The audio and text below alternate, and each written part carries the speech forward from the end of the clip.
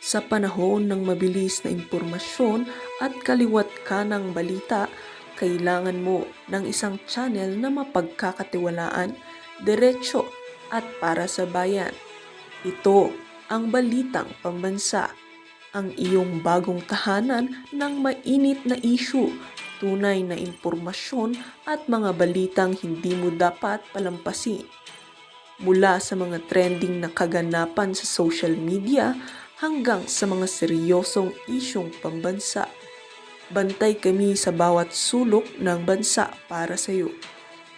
Hindi lang basta chismis, kundi validated news, mga impormasyon na may batayan at mga kwento ng tunay na buhay Pilipino. At kung gusto mong laging nauuna sa kaalaman, huwag kalimutang mag-like, mag-share at higit sa lahat, mag-subscribe. Dahil sa Balitang Pambansa, balita mo, boses mo, bayan natin ito.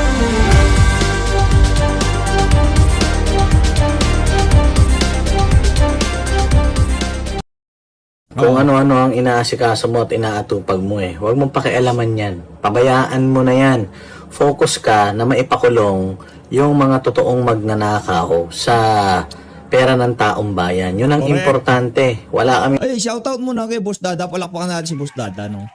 Isa yun sa mga pinapanood nating membro ng Banatero. Siyempre, si Jay Guevara, naku, pinapanood din ho natin yan. Malupit yan. Si Coach Ole, naku, Coach Ole, palakpakan natin. Mga may prinsipyo ba yan? Pinapanood natin.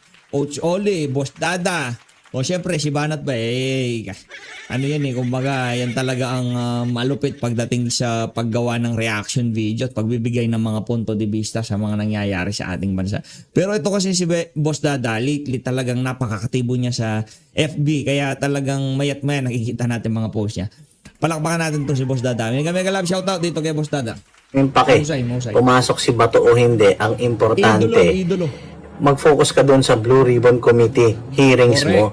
Correct. At kailangan mapanagot natin yung mga totoong magnanakaw sa bayan, hindi yung mga kalaban mo at hindi yung mga kagalit mo dyan sa Senado yung ginagamit ninyong scapegoat. Oo, tama, scapegoating ang tawag dyan, na itong mga taga-DPWH, yung mga pangalan na inilabas noong mga testigo dyan, hindi mo maipatawag, tapos nakikialam ka rito sa kaso ni Bato. Unahin natin yun. Huwag kang pumayag na dungisan ng DPWH yung magandang reputasyon at pangalan ng Senado at mga senador na mga kasamahan mo. Huwag kang makapili at huwag kang traidor sa institusyon na kinabibilangan mo, Ping. Tinataranta. Ang problema kasi dito, Boss Dada, hawak siya ng mga oligarko Yun talaga problema dito Kasi di ako naniniwala si Martin Romualdez lang ang may hawak dito sa mama na to. Balita ako, consultant to daw ho yan, di umano ng isang mayamang oligarko. Consultant siya. Ngayon, tayo ho dito sa PH Update na noong nabalitaan natin, nakita natin yung mga mga nagpapatotoo, mga napanood nating video na ito talagang yung mga larawan na nagkalat sa social media, malamang sa malamang hindi lang ho si Marcos Jr. ang may hawak nito. Pasalamat itong si Marcos Jr., yung mga oligarko ayaw din ho siyang mapaalis diyan sa Malacanang. Kaya itong aso nila sa Senado, talagang todo suporta ho sila. Todo suporta ho itong mga walang yan na to doon sa naratibo na dapat mailihis ang usapan mula dito sa mga kay Martin Romualdez at kay Marcos Jr. papunta dito kay Sara Diskaya at Curly Diskaya at sa mga district engineer. Teka lang, ang problema, isa pang problema natin dito mga kababayan, yung mga district engineer, karamihan, ano ho sila nakita ho natin mga ano ho sila, mga, anong tawag dito, mga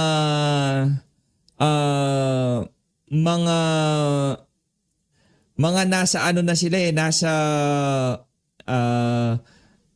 ba yun? Witness Protection Program. 'Di ba? Nasa WPP na ho sila. Oh. Paano sino pang lilitisin natin kung lahat ng mga most guilty yung mga tauhan ng mga most guilty hindi naman sila kumakanta.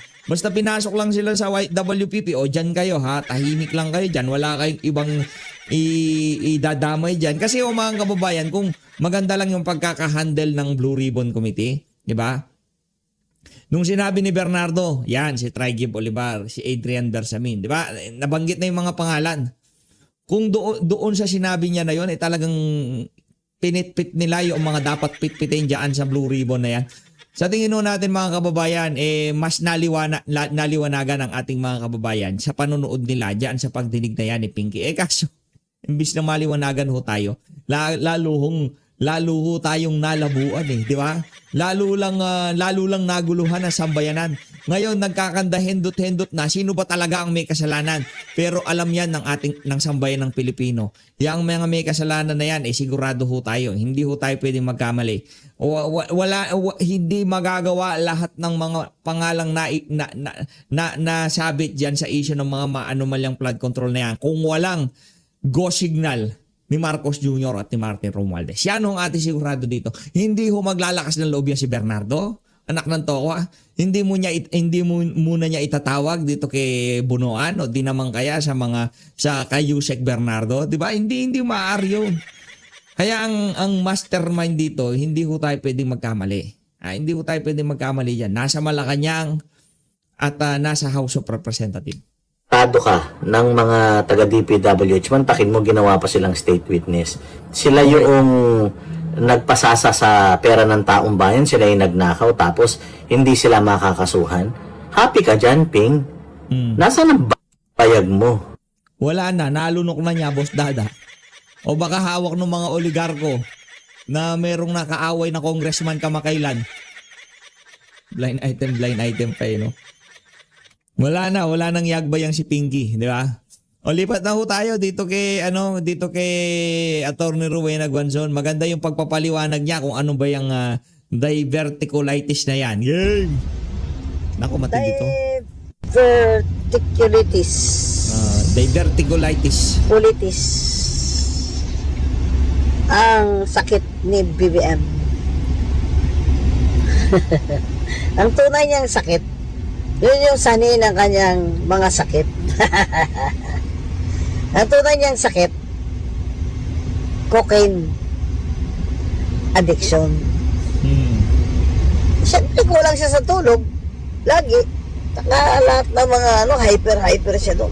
Lagi stress yan Diba? Parang cocaine ka, high na high ka dyan Grabing dopamine hit mo dyan 15-20 minutes or singot ka ng singot, Grabe.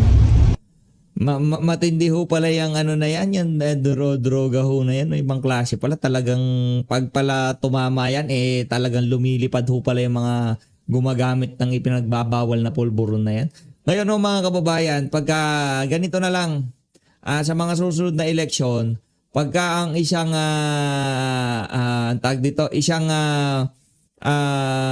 kandidato, wala nang drug test. Wala na tayong ganun. Pagka ikaw meron kang iskandalo na ikaw ay gumagamit ng ipinagbabawal na droga, hindi mo na kailangan mag-pulburon test o mag-hair follicle test. Automatic X ka na. Tapos na usapan. Wala nang maraming cheche-bureche. Wag na ho tayong sumagal pa na ganito ganyan chismis lang naman, hindi. Pagka ikaw merong nakaraan na ikaw ay gumagamit ng ipinagbabawal na droga at mapahanggang sa ngayong mga panahon na to, yung mga senyales nagmamanifest pa sa bunganga mo, sa kilos mo, sa mga aksyon mo, malaking problema yan. Automatic X na ho sa atin yan ngayong mga panahon. Sabi niya hindi daw life-threatening yung diverticulitis niya. Oo. Hindi naman totoo. Yan yung dumudugo yung mga large intestine mo. Lolo ko namatay. Nag-bleed yung large intestine. Yan ang sakit ng grandfather ko Bleed yung intestines niya. So, ibig sabihin, ito si Marcos Jr., malapit na ho ba ito? Attorney Rowena Guanzon? Kung malapit na, di palakpakan. Hindi naman sa pinagdadasal natin kasi life-threatening pala Sinasabi ni Marcos Jr., di daw life-threatening. O bakit hindi siya nagpupunta sa mga sa mga pagtitipon ngayong mga panahon na to. Ang hilig niya magpa-epal.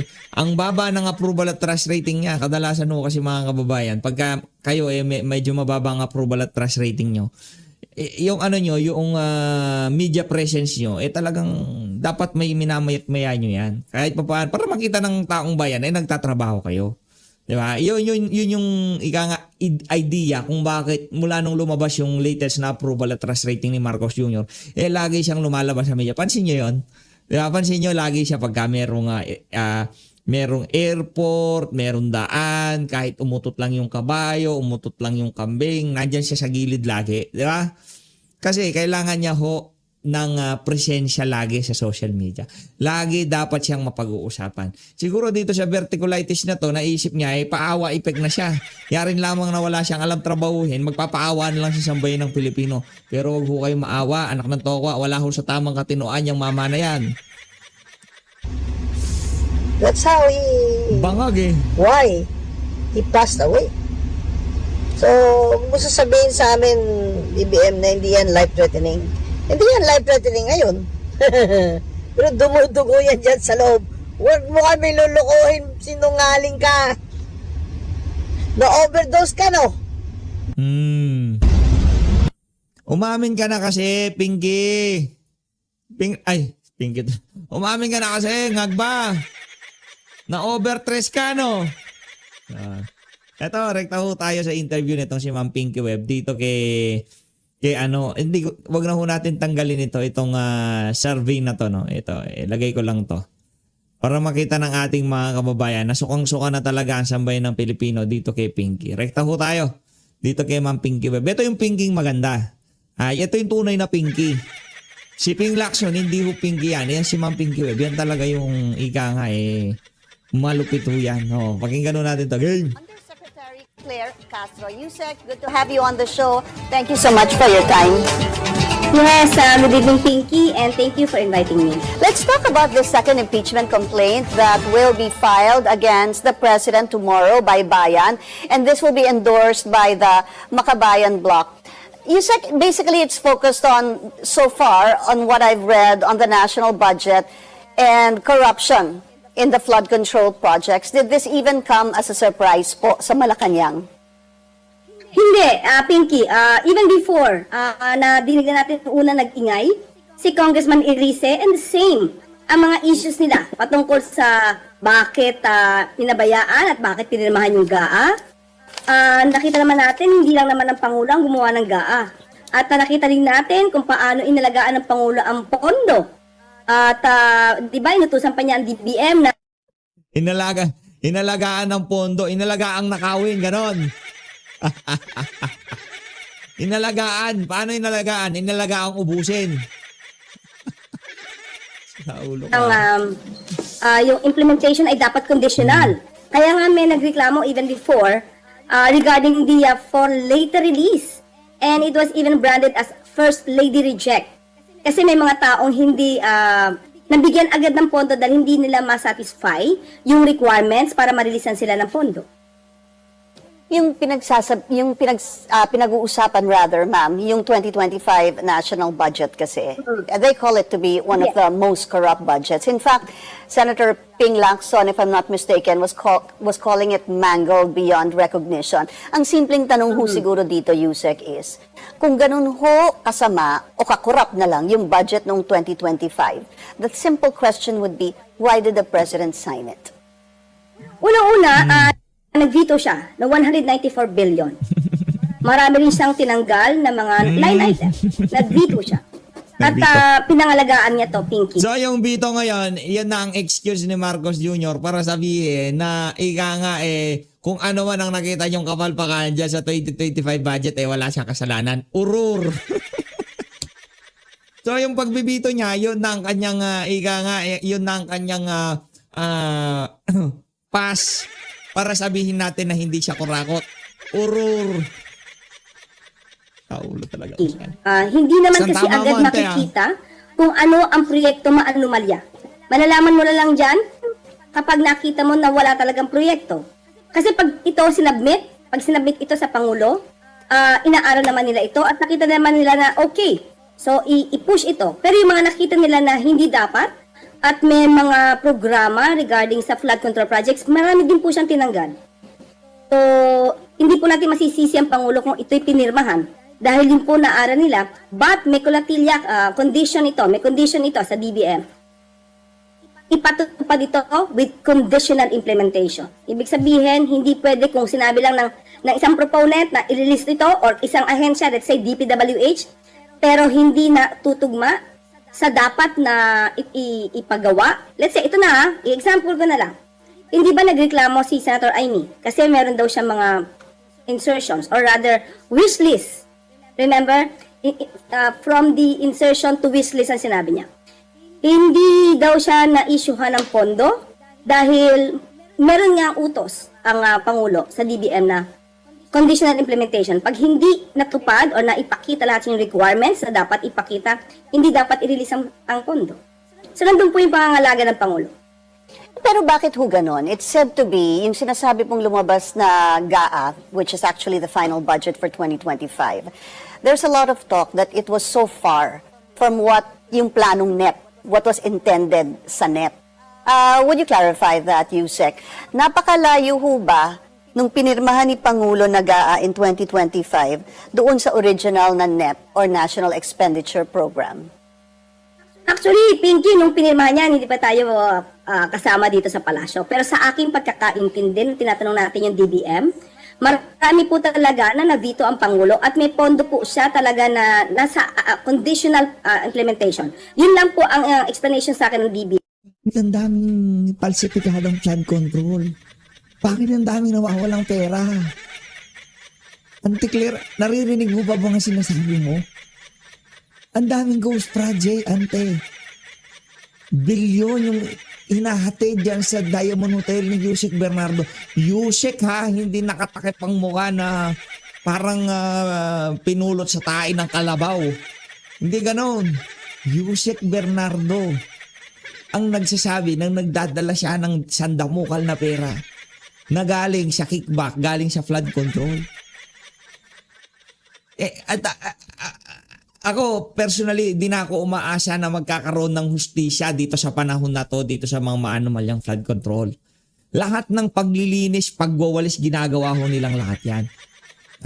Na DOJ, Ombudsman, Blue Ribbon Committee, talagang gusto ho nilang absueltuhin si Marcos Jr. at itong si Martin Romualdez. Yun ang ating nakikita. Wala ho tayong makukuhang hustisya ngayong mga panahon na to. Umaasa na lang ho talaga tayo na talagang yung verticulitis talagang.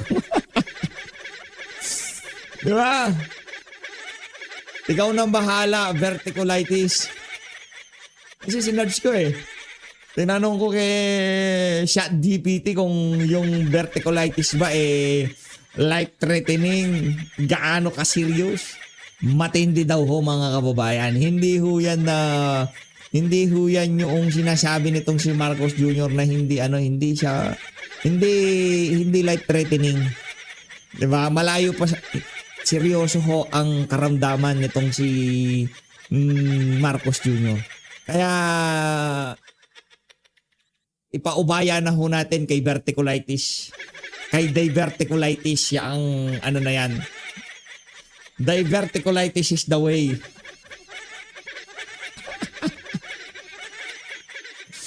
Ay, nako. At pinirmahan niya ito dahil, tinanong ko rin po ang DBM, bakit pinirmahan, katulad ng tinatanong nyo, bakit agad pinirmahan ito kung meron kayo nakikita na mali? Sabi niya, hindi agad makikita kung may anomalya ang isang proyekto. Post. Kasi nandun pa lang yan Oo, nandun pa lang yan, nakalagay yan. At mapapansin mo lang, kapag hindi na naibigay yung mga requirements, doon po hindi nagpapa-release ng pondo ang Pangulo at ang DBM.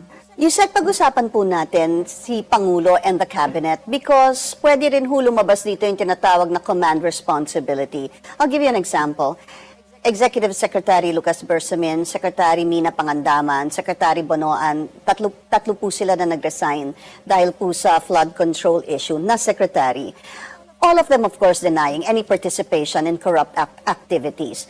Ang tanong ho siguro dito is, should there have been, one way or another, a directive from the President to have them investigated because of various accusations or allegations, whether they are validated or not? Ngayon kasi sa Pangulo, okay, as of now, Pinky, sabi nga natin hanggat wala na ipapakitang ebidensya na magsasabi na sila ay gumawa ng anomalya. Still, masasabi pa na rin natin, pa rin, na inosente sila. Sa mata ng Pangulo, hanggat wala pang ebidensya, nananatili ang kanyang pagtingin na walang kinalaman ang sino man na naging parte ng kanyang kabinete. But, kung meron na mag-iimbestiga, nandiyan naman po ang ICI. Kung meron po ng mga tao pinpoint sa mga miyembro ng gabinete or naging miyembro ng gabinete, nandiyan naman po ang ICI. Nandiyan din po ang ombudsman. Wala na. At hindi po Wala nang ICI. Ombudsman naman. Wala rin ang ombudsman. Hindi na kami umaasa sa ombudsman. Ano ba, ante? Si Ombudsman na Remulla, nakataning na rin yan eh. Nakataning na rin yung pananatili niya dyan sa Ombudsman. Pag pumasok na si eksena si BP Sara, kahit ano pang siga, kahit ano pang legal luminary ang pagyayabang niya, ipresenta niya sarili niya, sa ayaw sa gusto niya, may kalalagyan siya. Pati nga ikaw eh. Di ba? Gusto, sana mapagbigyan tayo ng tadhana. Gusto ho nating masaksihan na yung pagpasok ni BP Sara sa Malacanang at paglabas ni Marcos Jr. At paglabas ni Boying dyan sa ombudsman at pagpasok ng bagong. Gusto nating masaksihan ng live. Gusto nating ma-vlog. Gusto nating mabidyohan na nandun tayo sa mismong pagkakataon na binabaklas na yung mga walang yan.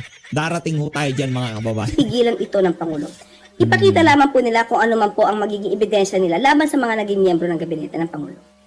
While we're talking about the impeachment, Yusek, pag-usapan na rin natin yung first impeachment, various grounds enabling and the kidnapping and surrender of former President Rodrigo Duterte, unfit supposedly to serve due to supposed drug addiction as claimed by his sister, Senator Amy. Yung pong tinatawag na yung pinag-uusapan na rin po natin ngayon, unprogrammed appropriations and other unconstitutional provisions na parte po ng 2023 hanggang 2026 budget. Ang nag-file po nito, Attorney Andre De Jesus, for the record, was he ever the lawyer of First Lady Lisa?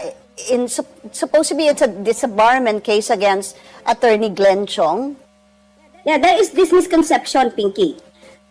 Attorney Andre De Jesus has never been a counsel of First Lady Lisa Marcos. As a matter of fact, Pinky, si First Lady, hindi po ito balat sibuyas. Hindi po ito nagsasampa ng kaso kahit ano. Hindi daw wala sibuyas. Itong si Lisa Araneta Marcos, naniniwala ho ba kayo dyan? I-comment nyo na ho sa baba. Hindi daw si Lisa Araneta Marcos, di daw wala sibuyas. Pero lahat ng bumanat sa asawa niya, kung hindi nakakulong, merong kinahaharap na kaso ngayong mga panahon na to. Palakpakan ho natin ng walang hiya. Napanood nyo ho yung interview niya dito kay Kato Nying nung sinabi niyang I am very New York. Sa lagay na yon, hindi pa ho siya balat sibuyas ha. Kung bash ang gawin Na kesyo, politiko anak niya, politiko asawa niya. Kesyo, pagka daw kinantinyo na ang anak niya, ibang usapan na yan. Sa lagay na yon, politiko ang anak niya, pero hindi ho siya balat sibuyas. Palakpakan ho natin ang sinungaling na Auntie Claire. niyo sa kanya, kahit anong negatibo, kahit fake news ang ibigay niyo sa kanya, hindi po yan nagsasampa ng kaso. I believe Attorney Andre De Jesus just filed the case out of his own volition kasi hindi niya Hindi talaga nagsasampa ng kaso, nagugurgur karamihan ng mga madiin bumanat at di sisisi doon sa mga kalaban nila sa politika. 'Di ba? Nagugurgur, 'di ba? Yung mga bumabatikos dito kay Butod. nakita, hindi niya nagustuhan yung pambabastos ng mga salita na binanggit ni Attorney Glenn Chong sa ating unang ginang. So he has never been a counsel of First Lady. And he admitted, Pinky, he admitted that he is one or maybe was one of the counsels in the COMELEC issue regarding the PDP laban for Duterte group. Na that should be the one to be legitimated or considered legitimate. Nagkaroon po ng problema between the Pimentel group. Tama mo Yes. yun, ano? So, if he did that, can we say that he's a DDS? But he also denied that he's a DDS. He's just making, maybe, he has this advocacy for the truth or for the country. I don't know, maybe. But he denied Okay. that he is a lawyer of FL, and he also denied being a DDS. All right. Yung pagdi-deny madali lang, pero yung laman ng impeachment complaint, ibang usapan yun. Yung pagdi-deny madali lang eh. Hindi ako DDS, hindi ako pakawala ni Lisa. Pero yung pinakamatinding ebidensya na pakawala siya ni Lisa, yung mismong impeachment. 'Di ba? Magsasampa ka ng impeachment 15 pages. Tapos wala mga ebidensya na isasabay mo doon sa impeachment. Basta yung 15 pages, para ka lamang gumawa ng resume mo na medyo maganda-ganda credential mo, di ba? 15 pages. Impeachment niya doon sa napakaraming sinasabi niya na problema dito kay Marcos Jr. Tama ba naman ho yun? Kaya sa Lunes, abangan ho natin kung paano tatrabahuhin itong sila Congressman Mike Defensoria ang impeachment na yan na isasampa dito kay Marcos Jr. Abangan ho natin yung mga kababayan. Senate hearing, I wanted to discuss with you, Yusek, senators, very annoyed yesterday doon po sa issue ng flood control coordinates na supposed to be binigay ni dating Secretary Bonoan kay Pangulong Bongbong Marcos. Ang sabi po ni former Secretary Bonoan, what he sent were the MIPS, MYPS, or to understand it better, yung planning stage coordinates and not the precise or actual ones. Naging focus po ng problema ito eh. Ano ho ang reaction ni Pangulo hinggil dito? Because Secretary Bonoan had said he informed the President also about this. Can you shed light on this, please? Actually, sabi po ni Sec Vince, ang nakausap ko po rito ay si Sec Vince at sa ngayon po talaga ay binubusisi niya kung ano-ano itong mga proyektong ito. Of course, sa Pangulo, hindi po siya matutuwa kung siya po ay kung may intention po ng panloloko. So, hindi na po agad magbibigay ng judgment ang Pangulo patungkol dyan. Kailangan po niya ng kumpletong report na manggagaling mismo kay Secretary Vince Dizon. Pero how does he see Secretary Bonoan? Ano ho ang kanyang pakiramdam? Does he trust him? Does he think he was deliberately misled? Or talagang ang binigay lang po yung tinatawag na MIPS at hindi yung actual coordinates? Sa ngayon po, wala po nababanggit sa atin ang Pangulo patungkol po dyan kung ano nararamdaman niya kay Secretary Bonoan. Ang nabanggit lang po niya sa atin ay patungkol sa kanyang pag-testify. Kung tayo ba or siya ba ay naniniwala sa sinasabi ni Senator Bonoan or rather Secretary Bonoan. Ang sabi po sa atin ay kailangan siya naniniwala siya na si Secretary Bonoan ay magsasabi ng katotohanan diyan sa hearing po sa Senate. At obligado po siya na magsalita po ng katotohanan at naniniwala po siya na yun po, dapat siya magsabi kung ano ang nararapat at kung anong totoong nangyari. Ang nakikita po natin is a possible impeachment complaint, Yusek, against the President and also Vice President Sara Duterte.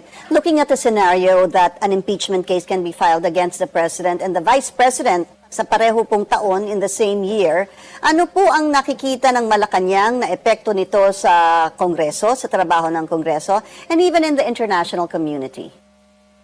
Yes, una po natin sinabi yan because sinasabi nga po na parang scripted itong impeachment at may bantahi nga daw po ang Pangulo. We answered that during the briefing na sinabi po natin na walang bentahe sa Pangulo ang impeachment complaint na ito. Bakit po? Dahil bilang Pangulo, hindi po maganda sa mata ng mamamayan at kahit po sa business po, sa ekonomiya. Hindi po magandang makita na ang Pangulo ay nai-issuehan. Tignan niyo po yung mga grounds na inilagay po dyan at isinulat. Lahat po ito ay Sa sobrang tagilid ng amo mo, makikipagsabayan na siya. Ano na rin natin yan, anticipated.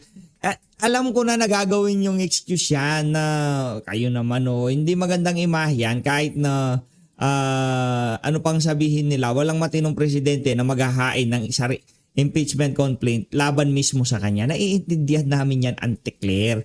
Pero sa tindi ng problemang kinasasangkutan ng amo mo ngayong mga panahon na to at marami na talagang nagnanais na talagang matanggal na siya dyan sa pagka-presidente. Anak ng tokwa, kung yan na yung pinaka last card niya para mapahaba pa ang kanyang termino, di ba? Magkaroon siya ng 1 taon para ika nga maging immune siya dyan sa impeachment na yan. Anak, kakagatin at kakagatin niya ho yan. Ano ba naman yung 1 o 2 buwan na mapag-usapan niya mga articles of impeachment na yan, di ba? Pero mapapahaba yung kanyang pananatili. Sa bagay, kung mapahaba man, si diverticulitis na ang bahala sa amo mong bangag.